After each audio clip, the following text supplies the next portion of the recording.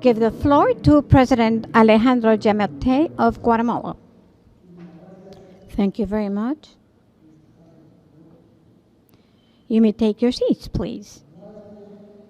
Truth be said, for the government and people of Guatemala, the visit by Madam Vice President of the United States represents the opportunity to be able to work on a joint agenda with lines of action that we have defined, that our work teams have defined prior to this meeting, and which in the end seeks to accomplish prosperity in our country, to ensure that we can create more employment so that we can go and look into the inner cities of our country with a program of rural development where we will have the support of the United States. But in addition to that, we discussed several topics having to do with the concerns that the United States has concerning the evolution of this country. We shared our points of view and the ways in which we have thought of tackling the different issues and the search for openness of their market to give us greater access to the United States to generate prosperity in our countries by introducing necessary changes for migration to become orderly migration through H-2A visas and H-2B visas. We believe that we can start a very simple process to allow people to migrate regularly to the United States. We also spoke about the need to support the United States with a returnee center that will be located in the western part of the country, and for which we will join efforts to implement, and in that manner help to ensure that the flow of persons in the southern border of the United States be controlled. We are also working strongly on a family reunification program, legally, however, so that persons who wish to reunify their families can do so by filling out the paperwork in the consulate and in the United States Embassy. That will have a special section for this, and in that case we can start regular controlled migration, but particularly whereby we can begin to generate opportunities in the historically neglected departments that are at the border with Mexico and that keeps expelling our fellow citizens, for which Madam Vice President has begun contacts with members of the private sector in the United States that through their companies can establish businesses in our country to create more employment and thus stop migration. I just wish to say to you, Madam Vice President, that it was an honor to have you with us today. I take your word that you're going to come back, and we will go together to visit those areas where we need development, and where, with your cooperation, starting on ground zero, we can begin to further strengthen the relationship between Guatemala and the United States, and we can move forward mile after mile until we can turn this country into a country of opportunities where people wish to stay, but particularly where the hope of staying is realistic because they can find a better future, and that will be the foundation for them not to need to migrate. Thank you very much for being with us, Madam Vice President. And now we will listen to Her Excellency Mrs. Kamala Harris, Vice President of the United States of America. Thank you, Mr. President. And thank you for warmly welcoming me and our delegation to Guatemala. We had a robust, a candid, and a thorough conversation about the many issues that are priorities for each of our countries. The President and I discussed a fundamental belief that most people don't want to leave home. They don't want to leave the place where they grew up, where the language they know is spoken, where their culture that they know is present and has been, in this case, for centuries. Most people don't want to leave where their grandmother lives. And when they do, it is usually for one of two reasons. Because they are fleeing some type of harm, or because to stay means that they cannot provide for their essential needs and the needs of their family. The President and I share a firm belief that our responsibility and our capacity is to give people a sense of hope. We talked extensively about this through the many conversations we have had, including today. The power of hope, the ability that each of our governments has to give people a sense that help is on the way, to let them know that they are seen, that they are heard, that we see their capacity, but we also understand their challenges and their need for support and the resources that any human being needs to be able to survive, much less thrive. So that was fundamentally the spirit behind the conversation that we had. And as I mentioned, Mr. President, I believe that our world is interconnected and interdependent, and certainly the most recent issues that have plagued our globe, including the pandemic, have made that point clear. Our world is interconnected and interdependent, and therefore what happens abroad is of priority to the United States of America.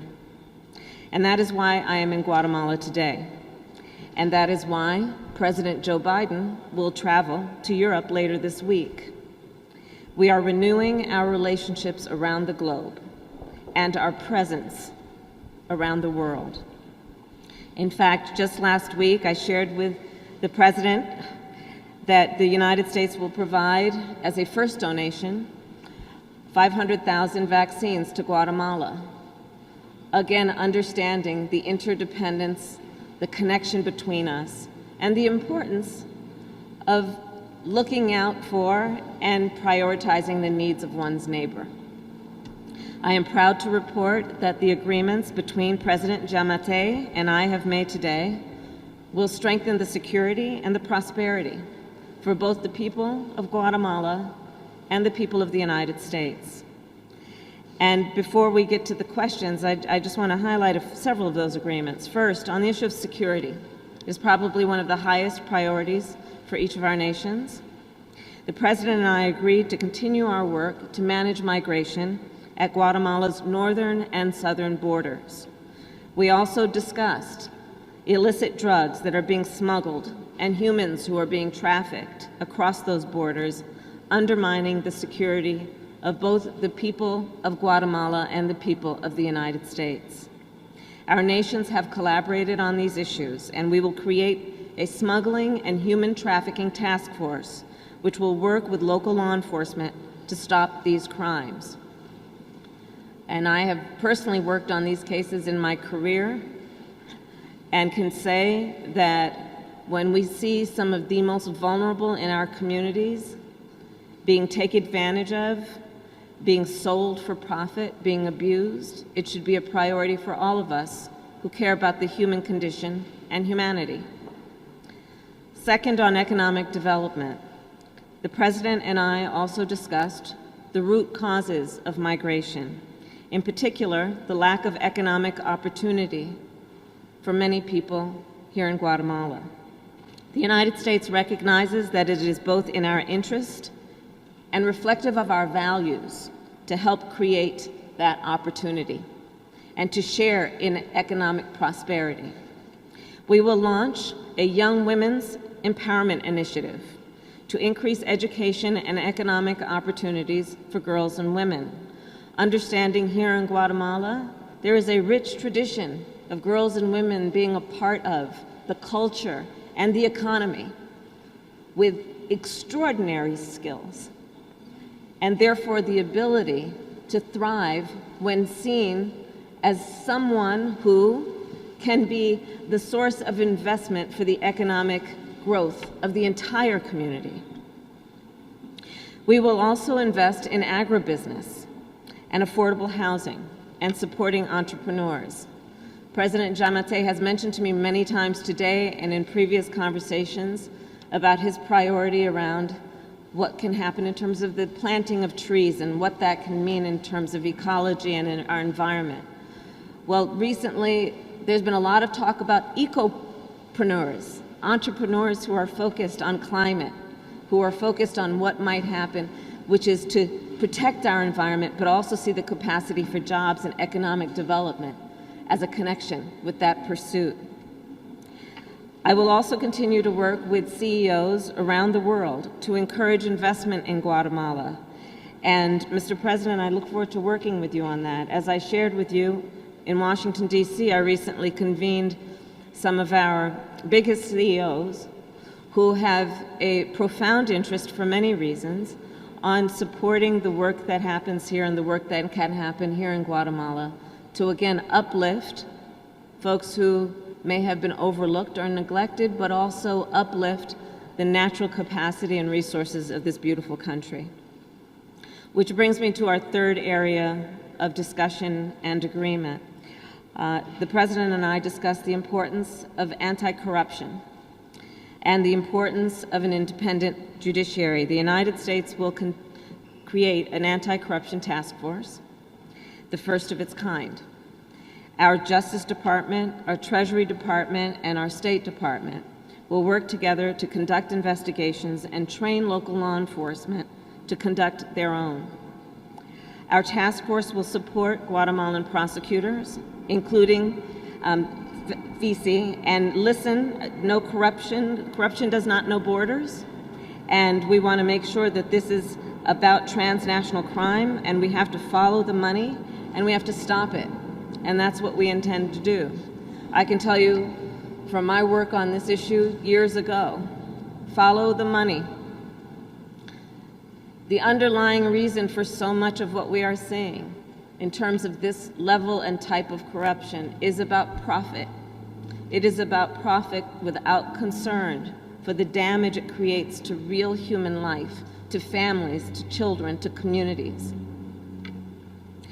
And I want to emphasize that the goal of our work is to help Guatemalans find hope at home. At the same time, I want to be clear to folks in this region who are thinking about making that dangerous trek to the United States-Mexico border. Do not come. Do not come.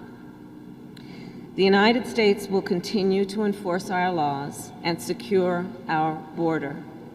There are legal methods by which migration can and should occur.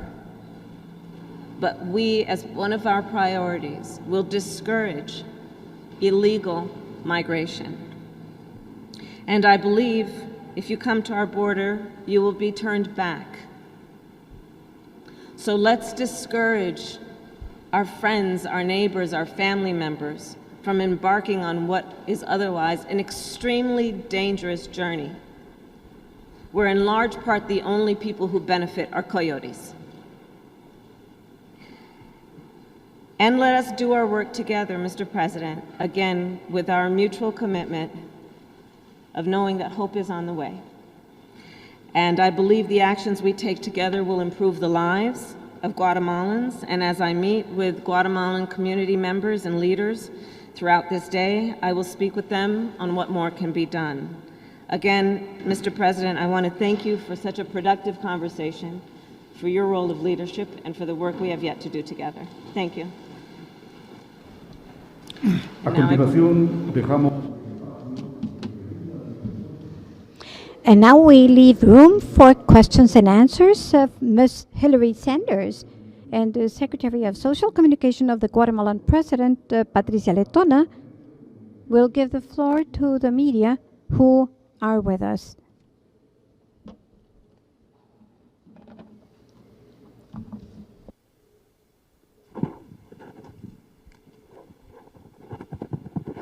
Thank you. Our first question will come from Alex Jaffe from the Associated Press. Sure. Thank you both for taking questions. Madam Vice President, you just spoke about this. You've spoken about this in the past, the need to combat corruption to address the root causes of migration. But given President Giammattei's record on the issue, his criticism and objections to and resistance to anti-corruption reformers in the nation, has he given you any commitments that he will not try to interfere in anti-corruption efforts in the nation? And what makes you believe that you can trust him as a partner on that issue? And then President Giammattei, what do you say to critics who say that you are, in fact, part of the problem of corruption in your nation and that you don't take combating it seriously? And then one more, just because we're going to Mexico tomorrow. Madam Vice President, there have been questions about why you and President Biden have yet to visit the border, the U.S. southern border. And I'm wondering if you can answer some of those. Republicans have charged that you're not taking the situation there seriously. So how do you respond to that criticism, and when will that visit come? The President of the United States recently issued a very clear statement about where we as the United States stand on this issue. It was unambiguous that we will look to root out corruption wherever it exists because we know it is not in the best interest of a democracy. The President speaks, the United States President Joe Biden speaks a lot about this, and actually President Giammattei and I spoke about that today. If we are truly to have and fight for democracies, especially in a world where increasingly they are under attack, one essential ingredient of our priorities must be to fight corruption. It erodes the confidence the people have in their government and its leaders. It compromises the ability of any country to maximize its natural resources to help and support its citizenry. On the issue of any corruption, on the issue of Guatemala, that has been one of our highest priorities in terms of the focus that we have placed here after the President asked me to take on this issue of focusing on this region of the world. And the work we are doing in furtherance then of that priority is the work of, again, creating an anti-corruption task force, bringing a renewed effort on behalf of the United States Department of Justice, the United States Treasury Department, the United States State Department, to work collaboratively to identify, to support investigations, and ultimately to support prosecutions and consequences for those who would endeavor to engage in corrupt behaviors. Furthermore, in bringing together the CEOs that we have been doing in the United States and convening them, they've made very clear that when it comes to the private sector, be it there or I might venture to say here or anywhere around the world, they want to know if they're going to put their hard-earned resources into any issue or initiative, that it will go to its intended beneficiary. And that means going to the people who need that support and not corrupt hands. There are many reasons why this is one of our highest priorities, which I think the people of Guatemala know well, and the people of the United States understand well. If we are to be effective, if we are to be true to our principles, we must root out corruption wherever it exists, and that is one of our highest priorities for that reason.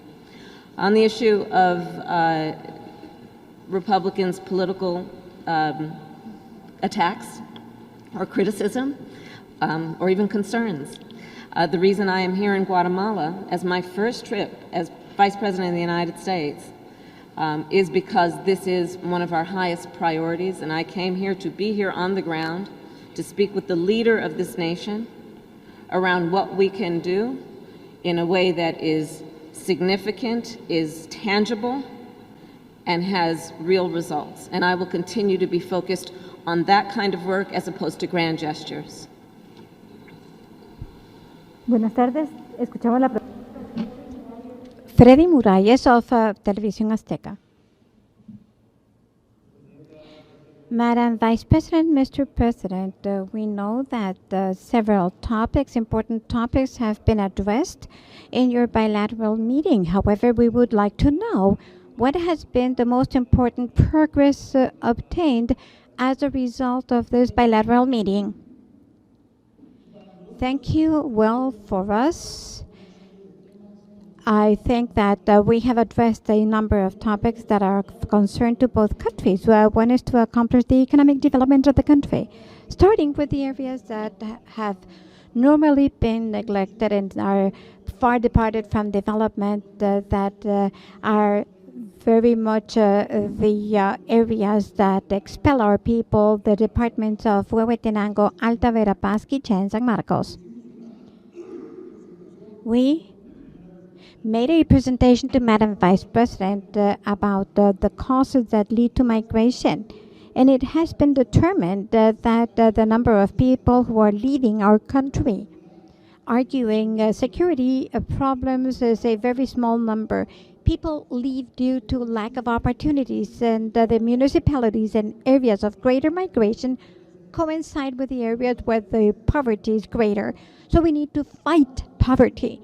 We also spoke strongly on how to combat corruption, a topic that is a matter of concern to both governments, something that structurally has been faced with many barriers to control in the country. Our commitment is to improve the capability by providing financial support to the public prosecution, as we have already done, to ensure that we have public prosecution offices in all the departments and all the municipalities of the country. The Attorney General of this country has received these resources, and today we have coverage in all 340 municipalities, which is a first step to ensure that the judicial process is strengthened, and that included identifying the greater needs, and that is why we have prosecution offices in all 340 municipalities. We spoke at length about the topic of corruption that comes from drug trafficking and how important it is for us to continue to work together in the fight against drug trafficking, because one of the main causes for corruption in this country has historically been drug trafficking. And if we want to view it that way, this corruption has reached many sectors, including society, that many times are the cover for that prevent us from reaching places where an aircraft landed with drugs, and this also responds to the needs of these persons who are protecting drug traffickers, which should not happen, but rather they should have a way to survive, but to have a surplus production that they can sell. Today, what we need to do is fight corruption in every sense, not only in the executive branch, where we already have the presidential office to fight corruption and is independent, but also fight in the entire government apparatus from city halls and up, so that through social control we ensure that the works have cost what they say they have cost, and that the works have been constructed. Actually, we have spoken at large with this with Madam Vice President, and we celebrate that proposal that we made as we were elected in our first visit to Washington, D.C. before President Biden and Madam Harris' government took office. We asked the Secretary of Justice of the United States that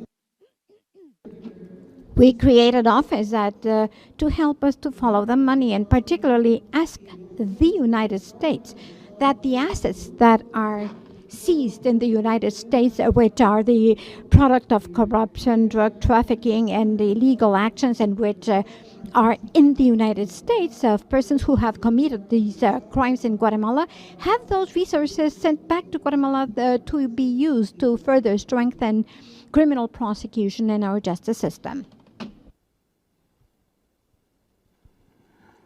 Our next question will come from Ed O'Keefe from CBS. Madam Vice President, good to see you. I know corruption has been a big focus of your work on this issue in recent months. You talked a little bit about it. I'm curious, more specifically, do you consider the governments of El Salvador, Guatemala, Honduras, Mexico, or any other in this region to be corrupt? And you just told people in this region, quote, do not come. Do not come. Would it be fair to perceive the Biden administration's work on stemming illegal immigration to be a failure if, because they're so desperate, they still keep coming? And I'm curious, as you stand here in this room, throw one more at you, if you could reflect on the history that you're making today. You're the first American female vice president to represent the country outside the country in a region of the world where there aren't many senior female leaders. Y señor presidente, mi compañera lo preguntó. My colleague usted asked dice a los what críticos you are saying. Que piensen que usted es una parte That del problema de la corrupción they say that en esta you, región. President of Guatemala, ¿Qué are piensas part of usted? the problem of corruption in this region. What do you think about that, Thank you, President Giammattei? So, on the issue of corruption, the conversation that I had with President Giammattei today was very frank and very candid, and I think this is a quality that he and I appreciate in each other.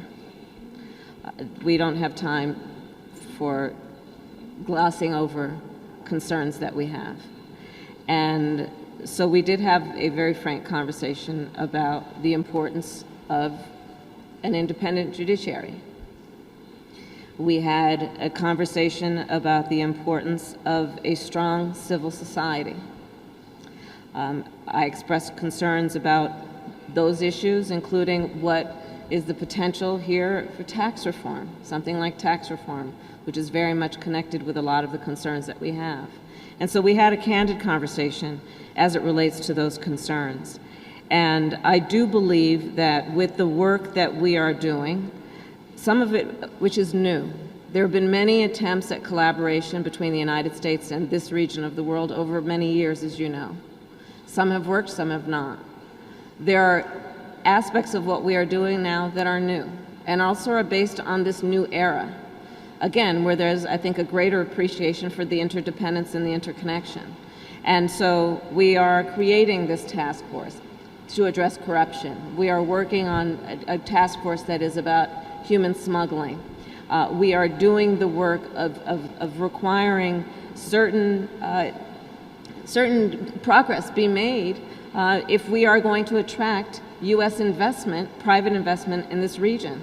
And that is also a new approach, a relatively new approach, which is to bring together the private sector, understanding that the United States government cannot alone do the kind of work that we believe we have collectively the capacity to do. So we have good reason to believe that we can have an impact.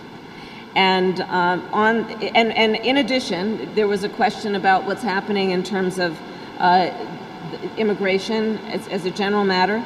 Ali Mayorkas, who of course is the Secretary of the Department of Homeland Security, is going to be working on, through CBP, a relationship with Guatemalan border authorities on what we have named the Mobile Tactical Interdiction Unit, again focused on what needs to happen to put law enforcement resources as appropriate onto the issue of what is going on in terms of really abusive and criminal behaviors among people who are predatory in nature and are preying on vulnerable people.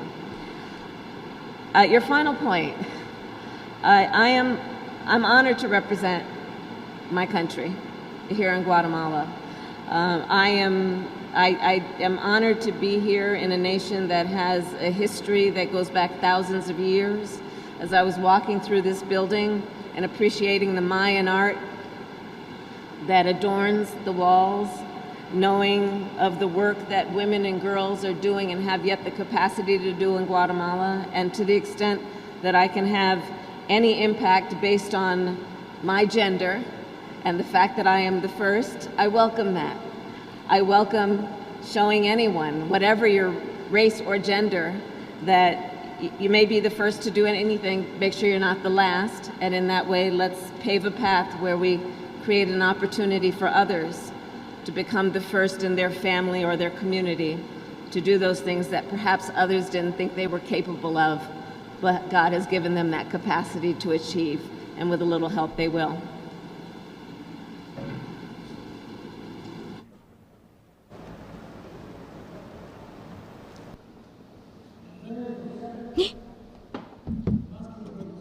fraudulent information, the social networks carry misinformation. I would like to turn this question back to you. Of how many cases of corruption have I been accused? I can give you the answer to that. 0. We are in an honest fight against corruption, but corruption understood as an action which is multidimensional. Corruption is not only of politicians, corruption also involves individuals who obtain money from other countries to come do things here, and we do not know who sent it to them and what it is being used for. Corruption is also in those persons who, when they are stopped by a police agent, they offer a bribe. And we have been analyzing ways to face all of this before we came to government, and we are now analyzing it with a presidential commission where there is accountability, where for the first time in the history of this country, in the web pages of the Ministry of Finance, we have pages that outline transparency, and where you can see any loan, any kind of money, and its use. We did away with the secret trusts. It had been for years a secret how they were managed, how all information is public, to be able to respond to people who speak without evidence. Well, I would spend my whole day speaking about that, because there are people who make affirmations without evidence, and others that speak negatively without evidence. We know what we're doing, and I believe that having reached the understandings that we reached with Madam Vice President show that we have no interest or desire to hide anything. Quite the contrary, the more international certification there is that we are doing the right thing, well, we will continue to get rid of that narrative, that very different narrative in the United States from the narrative here, and we have to fight that. And we are going to fight by doing. We're not going to say, we're going to do. Building, not building ideological trenches, because hunger has no ideology, because hunger and development needs more than ideology. You need facts.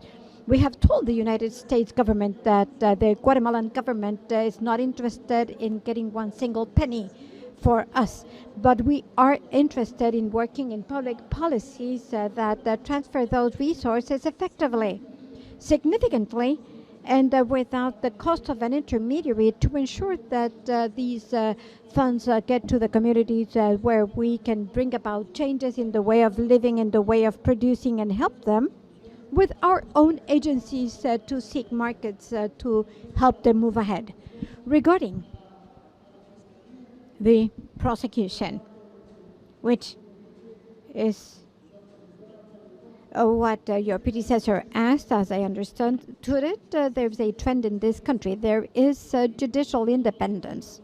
We have not meddled in the way the public ministry and the attorney general manage their business. That is her matter. How the Supreme Court of Justice manages the court system is up to them. How the executive branch manages our resources, our matter. And we are doing that with accountability and by opening our doors to ensure that people can see what we're spending the money on. There's a page called Sneak DT. Go there and you will find more than 3,500 works that are in construction at this time. That tells you who was awarded the work, so what is the degree of financial progress, the degree of physical progress, and anyone can go and look at the pictures to see that they actually belong to that work. And we can, through social audit, get rid of the mindset that politicians have to be corrupt just because they're politicians. It's not necessarily so. And proof of that is that we are working very hard to take cases that we detect in the executive branch to the court system for prosecution. One last question by Juan Pablo Garrido from Noti7. Thank you. Good afternoon. President Giammattei, I would like to know whether in the framework of this bilateral meeting you took advantage of the opportunity to request a TPS from the U.S. and Vice President Harris. I would like to hear what might be the position of your government today. Very well. Regarding the TPS, we reiterated our request to Madam Vice President, particularly in view of the effects of Eta, Iota, and volcano eruptions last year, and we need them to help us to stop deportation for some time. And we asked the U.S. government for a TPS so that we can begin to focus on development, but also by helping migrants in the United States, our migrants in the United States, not only to make money and send it, but also to give them financial literacy so that they can establish and grow companies and enterprises here in Guatemala so that they can come back to this country to create opportunities with what we have learned abroad. Madam? One of the areas of focus for us is the issue of hunger, hurricanes, pandemic, and what these acute factors have caused in terms of the reason for the migration that we are seeing. And when we look at then the capacity that we have to give support for people to be able to stay, we look at, as an example, what I mentioned earlier, the Young Women's Empowerment Initiative. In fact, Samantha Power, who is the new head of USAID, is putting a lot of attention into the capacity we have to support the indigenous community here. It's a big area of focus for me, given the fact, and I talked about this with the president, that we see that there are a lot of people from those regions of Guatemala that are leaving not because they want to, but because they have no resources. So this is the predominant approach that we are taking, which is to look at the root causes and the acute causes and deal with those in a productive way. And many of our initiatives, as I said earlier, are new initiatives. These are efforts that have not been tried in the past, which we believe will be quite productive, again, when we approach it in a collaborative way, not only from the U.S. government's perspective of an all-of-government approach, but bringing in the private sector, bringing in philanthropy, bringing in civil society, both here in Guatemala and around the world, and internationalizing our effort. For example, I have talked with the Prime Minister of Japan, the leader of South Korea, who have all agreed to join us in our focus on Guatemala, and that is the way that we are approaching our work.